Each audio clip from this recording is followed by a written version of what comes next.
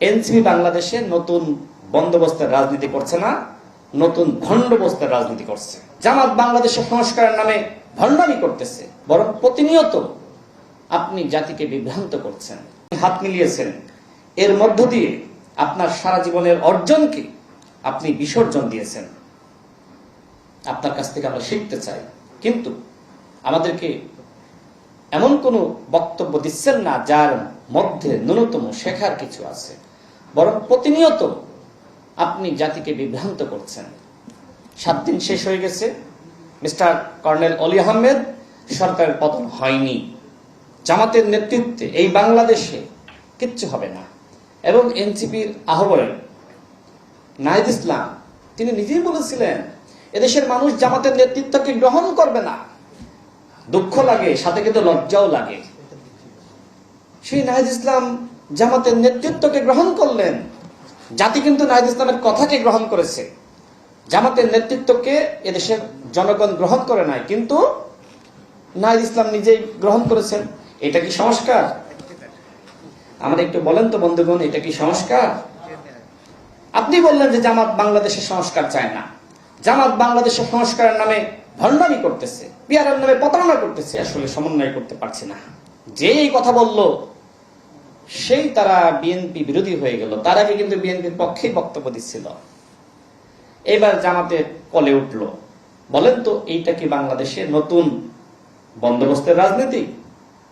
NCP বাংলাদেশে নতুন বন্দোবস্তের রাজনীতি করছে না, নতুন ভণ্ডবস্তের রাজনীতি করছে। এটা আমাদের জন্য দুঃখজনক, অত্যন্ত লজ্জাজনক।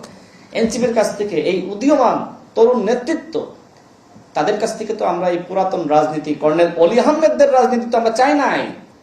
আমরা চেয়েছিলাম নতুন রাজনীতি।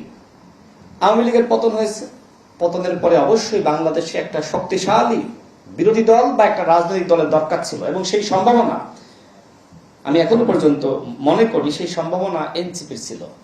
কিন্তু জামাতের সাথে গিয়ে সেই সম্ভাবনাকে তারা শেষ করে ফেলিয়েছে। আমি মনে করি এই মুহূর্তে এনসিপি বলে কিছু নাই। এখন এনসিপি মানে জামাত, জামাতের একটি বি টিম বলবো না সি টিম বলবো? দেখেন, এনসিপিতে একটা যারাদের মতন যারা যুক্ত হয়েছিলেন সব কিন্তু বিদায় নিয়েছেন। এখন যারা আছেন অধিকাংশই শিবির এবং জামাতের সাবেক কর্মী এবং নেতা। তার মানে এনসিপিকে আমি কিভাবে নতুন বন্দোবস্তের দল কিংবা নতুন দল বলি? এনসিপি এখন জামাতের মস্তিষ্ক দ্বারা পরিচালিত হচ্ছে, জামাতেরই আর একটা শিশু সংগঠন। যে কথা এর আগে আমাদের একজন কলামিস্ট সাংবাদিক আশরাফ কায়সার ভাই বলেছিলেন, শুনেছিলেন আপনারা? অর্থাৎ এনসিপি এই মুহূর্তে জামাতের একটি শিশু সংগঠন। এখন এনসিপিতে শিশু সংগঠন, এই কথা আসলে আশরাফ কায়সার ভাই কেন বললেন? কারণ এর আগে জামাতের সেক্রেটারি জেনারেল তিনি বলেছিলেন বাপের থেকে বাড়তেছেও না। তার মানে কি, জামাত ইসলাম নিজেই বাংলাদেশে এস্টাবলিশ করে দিয়েছে যে এনসিপি জামাতের শিশু সংগঠন। তো এরকম বক্তব্য আমি অনেক দিতে পারবো, যে কারণে আসলে আমি এখন জামাত এবং এনসিপির শত্রু।